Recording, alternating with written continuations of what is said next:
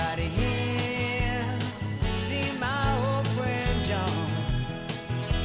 Can you tell me where? Good evening, everyone, and welcome to an evening with Senator Moore. Of course, Senator Moore is our guest, and I'm your host, and my name, of course, is Joe Coggins. We're here celebrating the birthday of Martin Luther King, and I understand that his birthday is also your birthday. Yes, it is. So, happy birthday. Oh, thank you. And happy birthday, Martin. All right, Mike, we got a lot of things to cover this. I mean, a lot of things have happened and developed since the holidays went by. I knew it was too quiet. And one thing we're going to talk about in a little bit is Melissa's Law. Yep. And but right now, I want to talk to you. I want to ask you a question about. You spent much of your first term making improvements to the Division of Unemployment Assistance and the way it does business. You recently hosted an event on that subject, and I kind of like you to tell us about that because obviously the improvements in our unemployment, I'm sure, is in part of some of the things that you did. Well, I think if you went back to one of our first shows, after I got appointed to the Committee for Small Business and Community Development, we went around to the various chambers of commerce and to hear the complaints or issues that are facing small business. And we had several businesses come before us that were complaining about the process for filing or proving that you're providing health care coverage for your employees. Right now, the Healthcare Finance Connector actually establishes the regulations, but the Division of Unemployment Assistance enforces the regulations. So and they have an online filing system. There's an appeal process, or somewhat of an appeal process. Basically, what happened was we had a lot of complaints about the online filing system, where companies, if you were inputting the data, if you made a mistake, you weren't allowed to correct it. So you would have to continue through, and then when you completed it, based on the information you submitted, you would receive an assessment if you weren't in compliance. So rather than there was no process, the only process they had to make a correction to that was the Division of Unemployment Assistance mandated that they file an affidavit as to the correction that they were making, even if it was just a minor typo. But the problem with this is now, once you're established that assessment, you're potentially open to an audit, which an auditor would then come in and obviously go through your books to make sure you're in compliance. If you appealed, the small businesses were waiting anywhere from 6 months to a year and a half on the appeal. At the same time that you were waiting to have your audit done or the appeal heard, you were being assessed a penalty. We had some companies that when the assessment was, when they first inputted the data, the assessment there's one company that was assessed the assessment was 10,000. But by the time they were waiting, they submitted their appeal, they were waiting for the DUA to come in to do the audit and to have their hearing. Between that time, they received another notice from the agency where the agency said the assessment had been, they reviewed their records or their submittal, and the information, based on the information, their assessment is now $100,000. So, and that was even before the audit and the appeal. So, and this just wasn't one instance. We also had companies where it's called a HERD form, where if when you're a small business or a business, you have to submit a HERD form to the Department of Unemployment Assistance, which would, for each individual employee.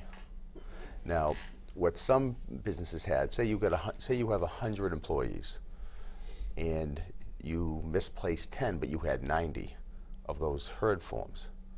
Well, the division would find you in non-compliance. Instead of issuing you a written warning saying that you need to come in compliance by maintaining all the records, they would issue these companies assessments or penalties, not just for the 10 that they didn't have, but for the entire 100.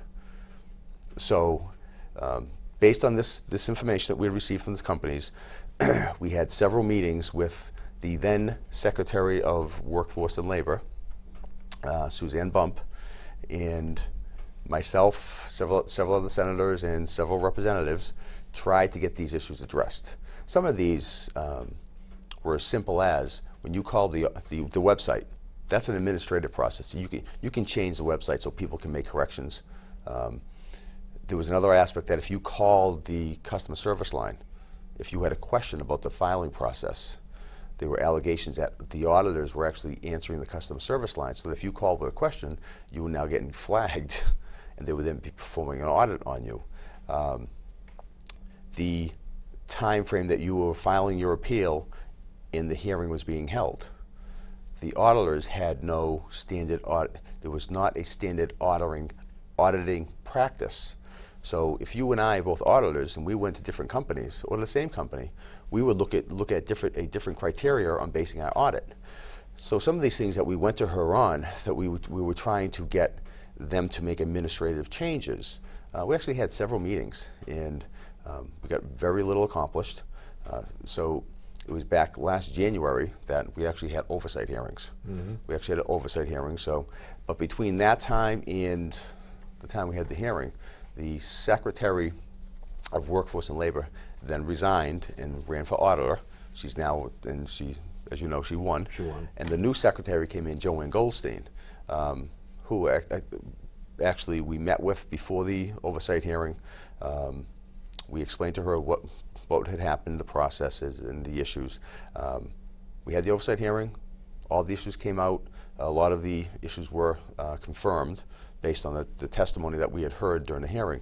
And within 90 days, the new Secretary of Workforce Development administratively corrected a lot of the problems. Well, good. Yeah, good. so basically what we did was now, we held a forum with the Corridor 9 Chamber of Commerce about a month and a half ago.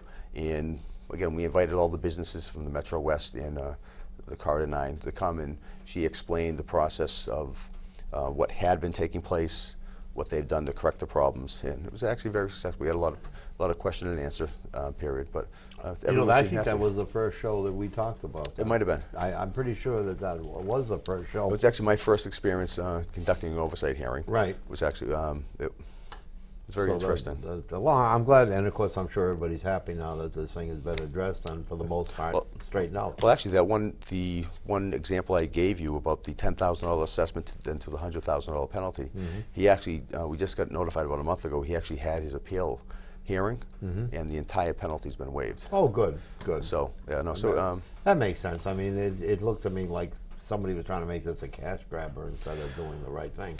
Well, there was some allegations of that.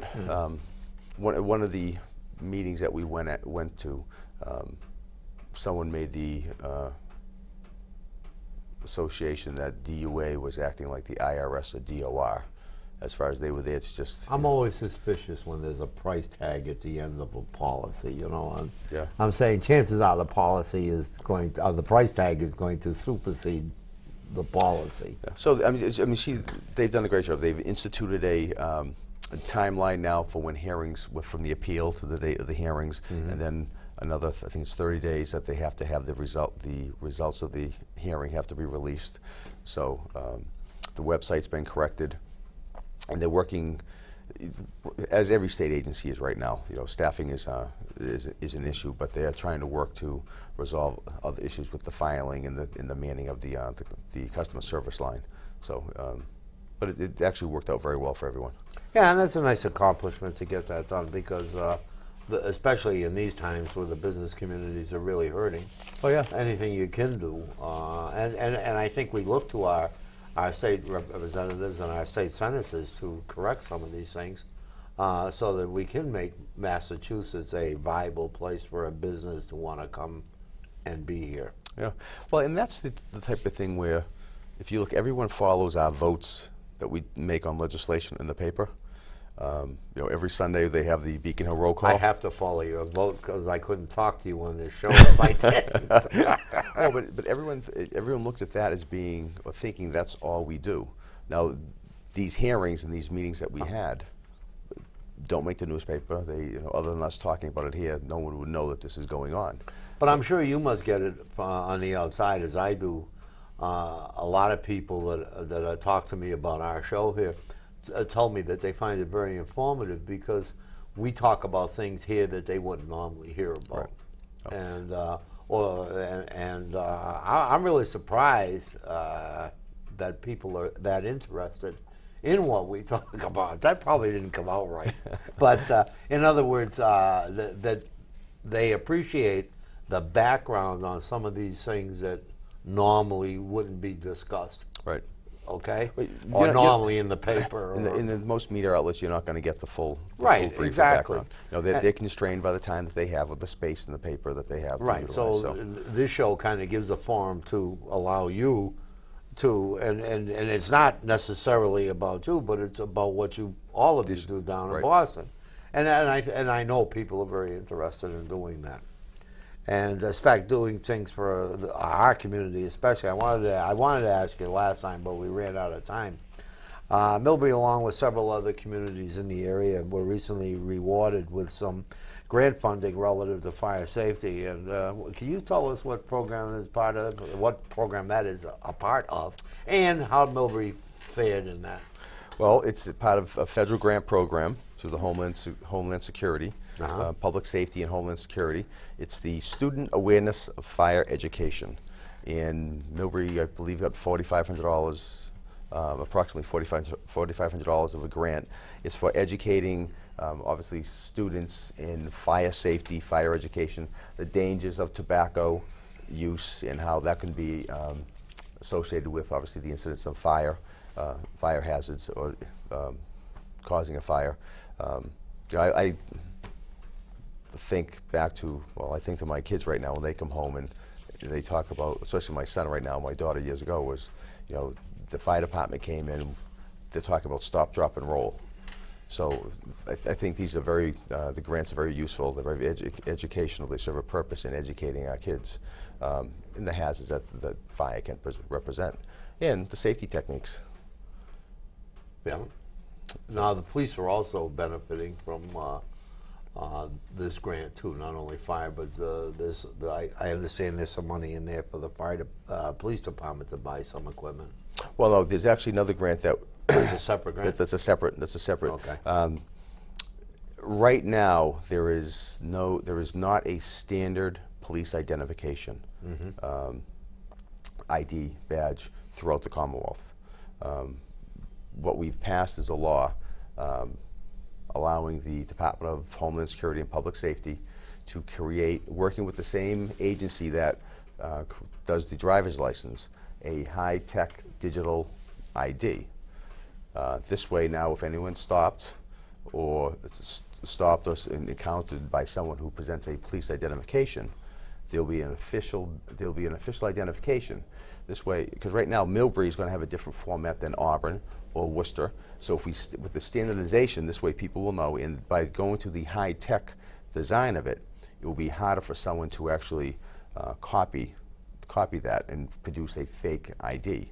So hopefully this will reduce the incidence of crime, increase the public safety, and the last thing you want is someone getting stopped by someone who's passing themselves as a police officer. Right, exactly. And that happens more often than not. Yes, I think the cost is $9.50 per ID, but that will all be covered by the grant. Oh, so good deal. Yeah, and the Secretary of Public Safety will determine the law enforcement agencies which will be able to obtain the identifications. So, you guys have been busy down there, huh? Oh yeah. Actually, something else that we just did the last week of informal session was the home rule regarding the liquor licenses for Millbury. We ended up getting to the House and the Senate. We ended up getting passed two additional liquor licenses for the mall, Right. full pouring licenses. So hopefully the mall developers, and that will entice more restaurants or facilities to come to the mall. Obviously, increasing the value of the mall to the town and the taxpayers. Speaking of the mall, I was up at the mall. I'm up at the mall a lot, but I very rarely am up at the mall during the daytime hours, the daylight hours. And I happened to go to lunch up at one of the restaurants up there Tuesday, and I was looking around as we come out of the restaurant, and I'm saying, what a great thing this mall is with all the stores that are there and everything. And I'm saying, you know, this is definitely an asset for the town of Millbury. And I really love the mall. And I'm not a shopper. I mean, chances of me, I mean, if the mall depended upon me to stay in business, they'd be out of business. But I do go up there a lot to for the restaurants. As you can tell, I go there for the restaurants. And so I'm saying, you know, this is really a good thing. And I knew there was a couple of more restaurants that were looking to come up there, and different restaurants. And I just think it's a great thing for the town. And of course, that's income, and that's tax dollars for the town. Oh, it is. And I don't know, and I'm glad that I was a part of that, along the chairman of the board, Bernie Plant, who still is chairman of the Board of Selectmen. And when I was on the selectmen, we on the local level pushed very hard to fast track the mall and get it going. If you remembered, we hired a clerk of the works. Works, right. So we had someone up there to help expedite the permitting. Correct. There was no delays in getting, allowing the permits to get the buildings constructed. And we put the squeeze on the planning board a little bit too. Well, I can say that. I'm not there anymore. Nobody can come back on me. But if you look at, I mean, occasionally you'll hear people, there'll be the issue of people saying that, you know, the mall never delivered on the, on reducing the tax rate that it was promised. But if you look at the fact that $1.2 million have been brought in, Right. if you didn't have that $1.2 million, the tax rate you have right now would be substantially higher. Well, I don't think we can blame the mall for the fact that it didn't lower the tax rate. But it actually did lower. That's what I'm saying. It actually did lower the tax rate. But by having that 1.2 million, your tax rate is lower than what it would be. Well, yeah. You didn't see it go down from $11 to $9, but the tax rate would be substantially higher if you didn't have that revenue coming in. Is the glass half empty or is it half full? It's half full. Okay, so but flipping it around the way people are thinking, the average person in the street, is that when you pass 6 overrides, how can you expect your tax rate to go down? And that's part of your tax rate. I don't care what anybody says. It's just like when you raise a wedding license or a fishing license. When's the last time Millbury passed an override? Well, we haven't passed an override in a few years, but we did back. I was going to say the 8 years I was on the board, we didn't. And I know the first couple of years that you were there. Yeah. Well, we're still paying on some of those. I think, well, you have the debt exclusion from the high school, Yeah. elementary school, but I think that's really it. No, You get the sewer. Right, you got the sewer. That's Yeah. be with us the rest of our life, I swear. Yeah. So, I mean, when you pass all these things, Mike, not you Right. per se, or me per se, for that matter, when I was there, and then you say, well, how come the mall didn't lower the tax rate? Well, you got millions of dollars on this end, and you got 1.2 million on that end. But you're right, half full, half empty. But the bottom line is, just think of where we'd be at if we didn't have it. Between that and Wheelabrator, this town, if we didn't have both those commodities, let me tell you something, folks, we'd be in rough shape here. Yeah. We'd be hurting. I think Millbury is probably, and watching the audit on the selectmen's meeting the other day, I think Millbury is, not that we're flushed, but I think Millbury's probably in the better shape than most towns I think the our size. when I left the board, the contract for the Wheelabrator, I think we got that with the $2 million. Yeah. So I mean That was part of you. Yeah, That was, I was you were on that negotiation team, negotiating committee. But between the $2 million for that and then the mall, you're looking at $3.2 million. And we're still on those that were leery. We're still under the tonnage. Yes. Okay, Yep. just to let people know. And I have to admit, I was one of the ones that was leery on that. I think we discussed Yes, that at one yep. point, but I have to concede, Mike, that I'm not going to say you were right, but I would say you were. At least for now. Yeah, for now you're right. As long as we don't have a big growth in population. Right, exactly, or a lot of rubbish. You Right. know? Or don't throw your rubbish out on a rainy day.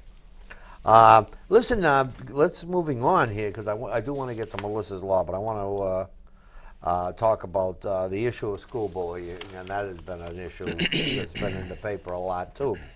And the legislature passed a bill last year to try to help school districts develop some type of a policy to deal with this bullying, and that happens outside of the classroom. And if you could, tell us a little bit about this policy and some of the steps taken by the school systems in your district that have fine-tuned it and put it to where it is. Because I think the concern people have, there is a difference between bullying and teasing people and kidding with people or busting somebody's chops. And so make that distinction for us, Mike, as far as the bill goes.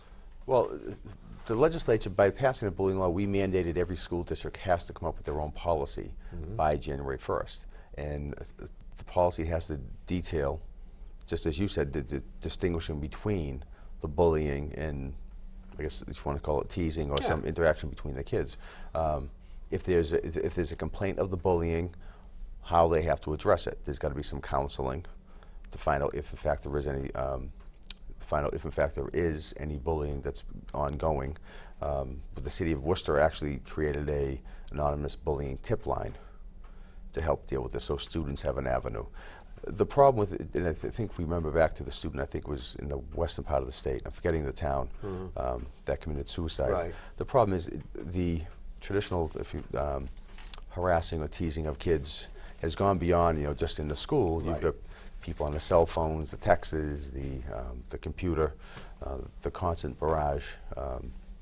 So the school districts were mandated to come up with a form of a Bullying Prevention Act and counseling and a reporting process, which the town of Millbury has done, and the city of Worcester. I think all the school districts have complied with the law. So. Oh, good, good. So actually, it must be working because I haven't. After the first few, I think people kind of challenged it, or the kids challenged it, and when they found out they were going to be taking the task on it, it just seemed to. Well, we'll find. I'm not saying that it's vanished completely. Well, we'll find out in the near future if there's any more instances that come up, as far as. Kids can be cruel, though. Oh, they can. No. They can. But just the adults can be cruel. Right. Technology has made it easier for the cruelty to be. Right. What it go is. from 8 hours in the school system to where you're getting subject. The child's getting subject to it 24/7. Oh. So. Could that be called bullying when you guys pick on me, when you and some of our other close friends kind of get on me? Now, I recall being the quiet one and being the recipient of all. No, what you did was you'd get it started and then you'd sit back and watch others torture me, is what you did. But I won't go there. What I want to do, though, Mike, is I want to get into a law that I had asked you to provide me specifically with, and that, of course, was Melissa's law, and your office, as usual, has done that. But I want to talk about that because since Christmas, I really was impressed with what the governor did as far as the state of emergencies in both snowstorms, which, in my opinion, made it a lot easier for DPWs, not only the local DPWs, but the state DPWs, to clean up our roads and make it easier for us to get around. And that was a good move on his part. Then the second thing he did was to get the parole board to resign, and they should have. The tragedy that was caused by a lack of doing their job. But then he stopped. Then just as I thought he was hitting another home run with me, and I'm really trying to like this guy, he stopped short. And instead of considering a law that Representative Hill has been trying to pass for 11 years, Melissa's law, he says he's going to come up with one of his own, even though he says he supports Melissa's law for the most part. But he wants to come up with one of his own. Is there any particular reason, or maybe the Senate and the House of Reps will put heat on him to combine some of the things that he wants to fine-tune and include it in Melissa's law? Well, again, he's going to come up with his own version. Right. Now, I actually just today, Representative Hill put out a request asking for co-sponsors. So I agreed I'm going to be helping co-sponsor this law. Good. But I will say this: I do have some issues with some parts of this law. First of all, this will affect over 600 crimes, all 600 felonies. And it's not just violent crimes, which I think that's the intent of basically from what happened to non-violent felonies. So I think that's where you're going to have some of the issues that are coming up, is that these 3 strikes law, what basically this is, it's not, based on the way this is written, it's not just dealing with violent crimes. It can go from petty theft to drug offenses to the violent crime. So that's the issue. With that, you've got to look at the resulting effects of that. We've already got a prison system, a correctional system that is overcrowded from the state system down to the county systems. It affects the management of the systems as far as the re-entry of some of these people. And again, I'm not talking of the more violent offender. I know what you're talking about. So I think these are some of the issues you have to deal with. The law basically, just for the audience, whoever has been twice convicted of a crime and sentenced and committed to prison in this or another state by the federal government, or in this or once or more in another state by the federal government for a term of not less than 3 years, if you're convicted of that and you cannot show that you've been pardoned, you will have to serve your maximum penalty for that felony. Now it goes again, whoever has been convicted twice in Superior Court of a felony and has not been pardoned and will be considered a habitual criminal and be punished by imprisonment in state prison for the maximum term of the law as the penalty for the felony for which he is then to be sentenced. There's also the caveat that the case cannot be continued without a finding or placed on file. The offender cannot go on probation, parole, nor have his sentence reduced for good behavior. Evidence of the conviction can be introduced by the prosecution through certified court documents. So I think what the governor had stated that, and until we see what his version is going to be, I think he had talked about making some refinements to the sentencing issues. I saw him. And that may be what he's talking about. I haven't spoken to I him saw in him on research. Fox TV today, and his concern was this concern you have, and a concern that I would have is 600 felonies. I mean, good God! I mean, I think personally, I think every case should be judged differently On its merits. On its merits for parole, and whatever possessed. And I'm going to ask you this question later, so I'll hold off on saying that. Correct me if I'm wrong here, but we have a 3 strikes law in this state, whereas if you commit, I think, 3 felonies, then you could be sentenced to life in jail. With a habitual criminal. Habitual criminal. Well, I don't think we've used that twice since that law was passed 20 years ago. And so that law should be put to bed because it doesn't make any sense because it doesn't define, again, those a felony is a felony. Right. All right.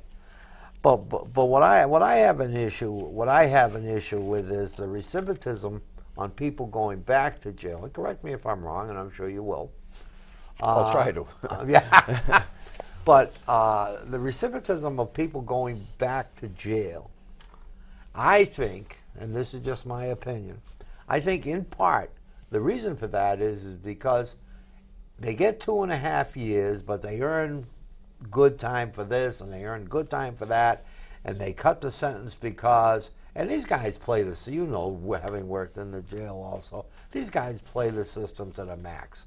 They know if they sit there and they cross their legs and they cross their hands and they go to church every Sunday, they all found God when they get into jail, they're going to get paroled.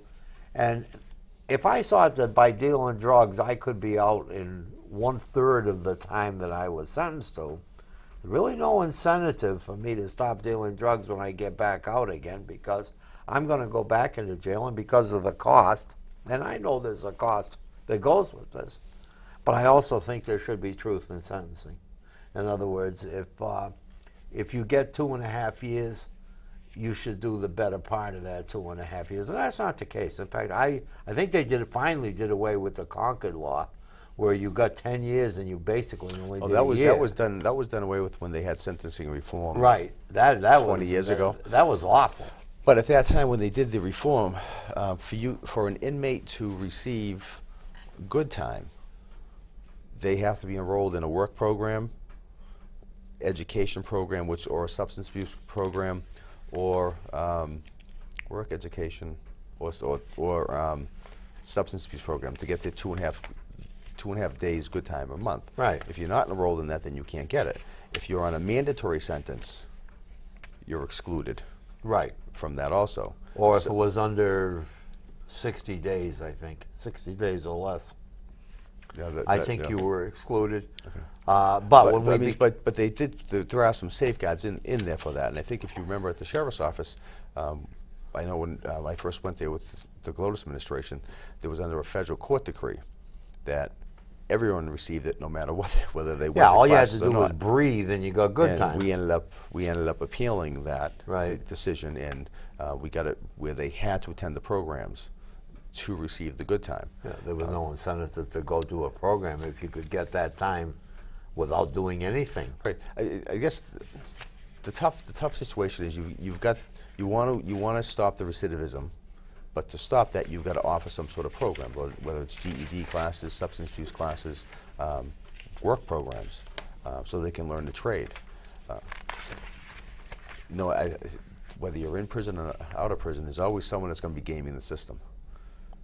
I guess it's really up to the teacher or the counselor or whoever to try to be able to determine who is gaming the system, so that if they're not putting a good faith effort into it, then they don't go to the program. But getting back to this, I mean, again, you have this individual that convicted this heinous act, was Right. serving 3 life sentences, not just 1 but 3. So obviously, if you look at the truth in sentencing there, well, how is he even eligible for parole? Well, there was this is where those issues might be addressed in the governor's bill. Here's my question to you, and I don't know if it's a question or a statement, but what I'm trying to figure out is the chairman that just recently resigned from the parole board, who was a former policeman, a 15-year veteran. Yep. What were they thinking? I mean, did you see any type of I know the governor asked for a report. Did you see any kind of a report of what their logic was? Well, there wasn't any. Not right now. The only thing we've heard is the same thing that's been released publicly, is that they've reviewed the facts and they don't think they... Facts make no mistake. I know, being in law enforcement for as many years as I have, and you the same, I would think. If I say, can I get on the parole board? Do I have to make a call to the governor or Tim or somebody? You'll talk to the governor tomorrow. Be a lot of people not going home if I was on the parole board, but that's neither here nor there. But what were they thinking? I mean, what would be your train of thought? I couldn't imagine me sitting there, and I don't care how much this guy pleaded that he has seen the evils of his ways. I mean, a good example of that is well, he was a teenager at the time that shot the Shrewsbury police officer, Right. Jimmy Longitis. Yep. And he finally made parole after almost 30 years in jail. And he screwed up. He's back in. Right. I mean, they for the most part, they don't find God. Well, even this individual who committed this act, if you look at his previous convictions, they were both involving a firearm, and both instances were violent acts towards law enforcement, police officers or law enforcement. He So definitely had an issue with cops. So, again, he's there on 3 life sentences with that background. Okay, yes, he's been in jail for incarcerated now for 10 years, and hasn't had a D board. But does that 10 years correct what he did? Probably the reason he didn't have a D board is because he bullied the others to take the fall for him. You know how that works in jail. Yeah. But it's been addressed. I mean, the governor did ask for the resignations.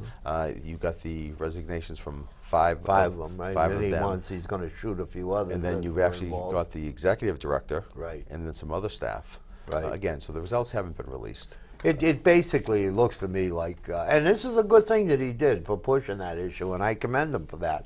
And if I'm going to criticize him on some things that he does, then I think it's only fair that I give him kudos. And that he moved quickly on. I thought he moved appropriately, and didn't let emotions judge how he was going to do this. I think he had a plan. I believe he had a plan, and I believe he instituted that plan when it was right. The thing we have to remember with this is that we've got to do what's appropriate, what's correct, but we can't let the pendulum swing too far right, where we let a piece of legislation like this come forward and pass. It's now going to go far beyond what the intent of it is. Oh yeah, I agree. I mean, 'Cause somebody now- who stole a car once shouldn't be in jail for 10 years and not have a chance at parole. Right. So, I mean, again, we've got every house of corrections is overcrowded. Right. Every state prison is overcrowded. As you know from the sheriff's office here, we've got buildings that are condemned. They're falling down. Right. Budgets are being cut. You know, and that's good luck and God bless to the new sheriff. I don't know where they're going to find the money to replace those buildings, but those buildings need to be replaced. Right. All right, I'm going to get out of jails because this is another issue that I know you were right on top of when it happened, and I'm very concerned about this because when I was an EMT and worked on an ambulance, I spent a lot of time dealing with the clients at the Glavin Center.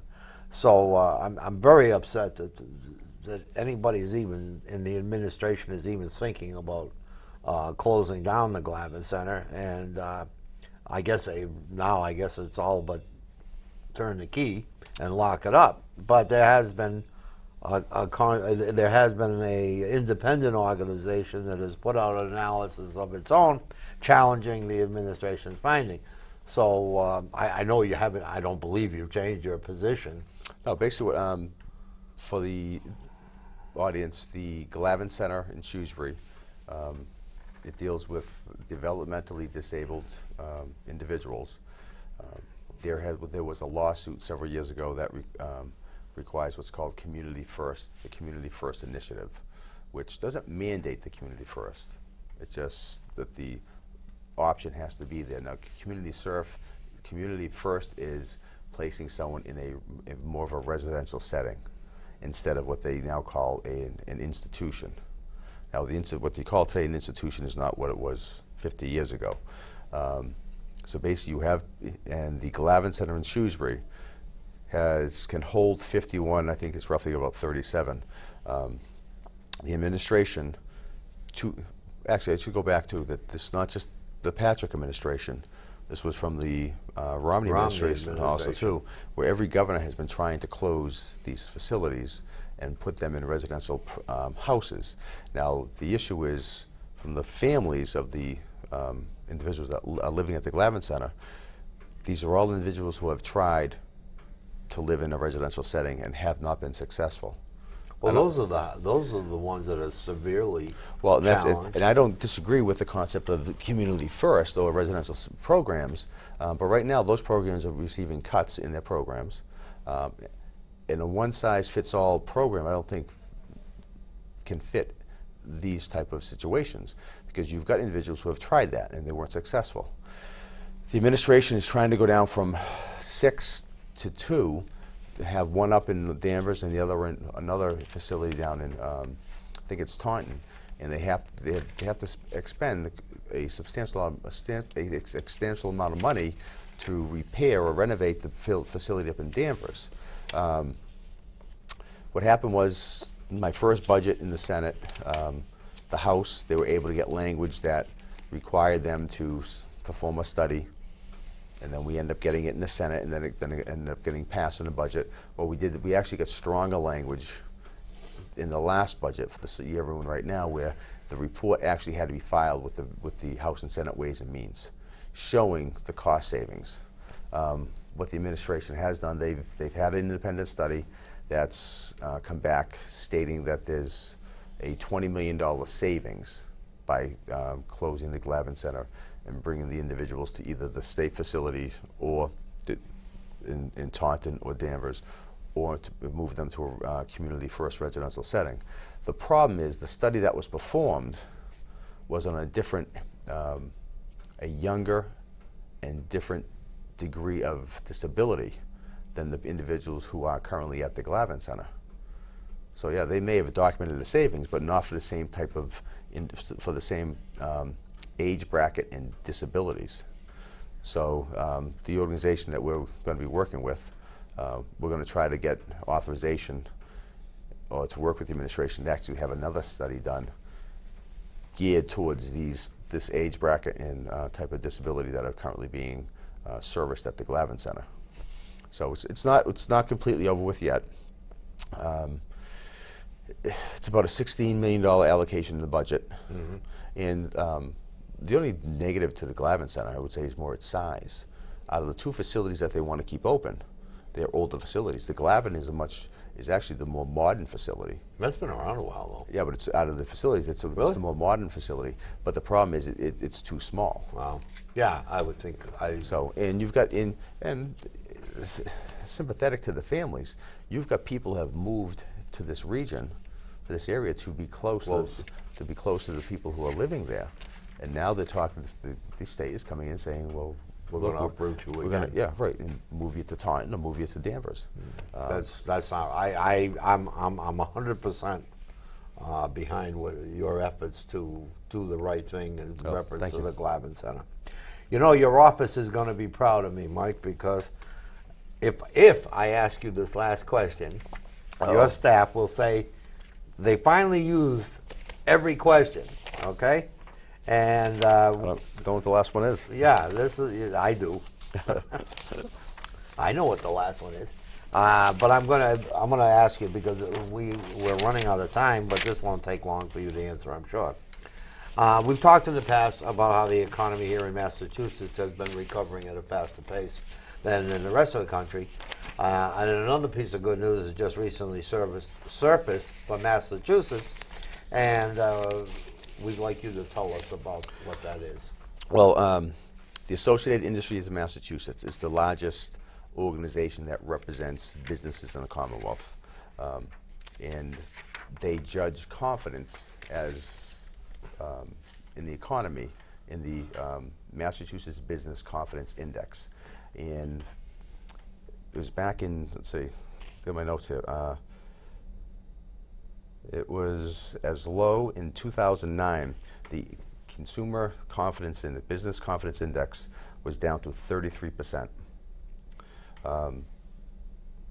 In the month of October, the index went to 55%, which was a 7.7% increase. And that was the largest gain that in the 19-year history of the index. Now, everyone say, well, how's that relate to business? But if you're looking at small businesses, you're looking at business, this is a good judgment of whether business is going to start hiring. If you have a negative at 33%, if you have a negative opinion of the economy and how the economy is moving forward, obviously if I'm a business person, I'm not going to potentially go out and hire someone.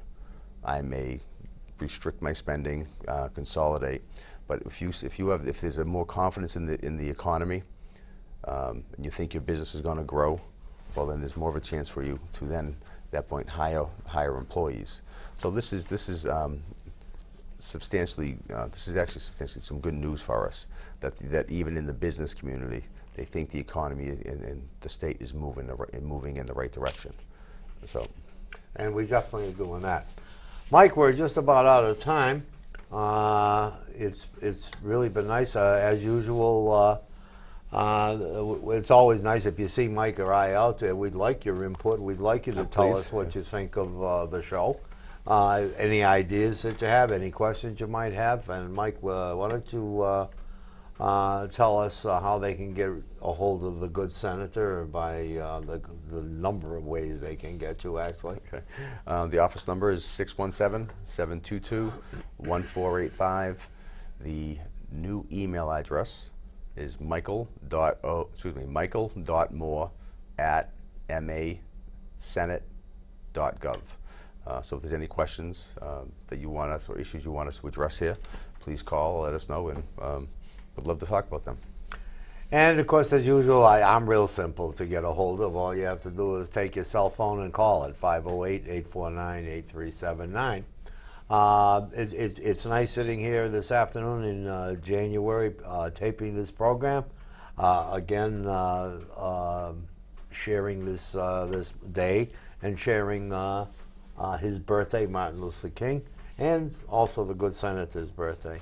Thank you. Two great men. I guess that's what I got to say. I want to thank Kevin Christopoulos for being our editor and director. Thank you. I finally said his name. I've been practicing it, Kevin. After 19 shows, we got it. Rita Sullivan, our producer. Bob Sullivan, director of security. And I'm still trying to figure out why we need I guess it started when we did the nursing home show. We needed, Yes. and we just hired him. We spare no expense. The budget, by the way, no taxpayer dollars go to the production of this show. We put the bill ourselves, between the senator and I.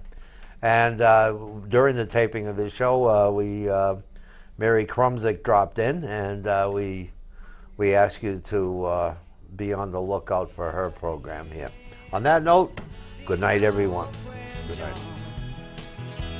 Can you tell me where he's gone? He freed a lot of people, but it seems the good they die young. I just looked around.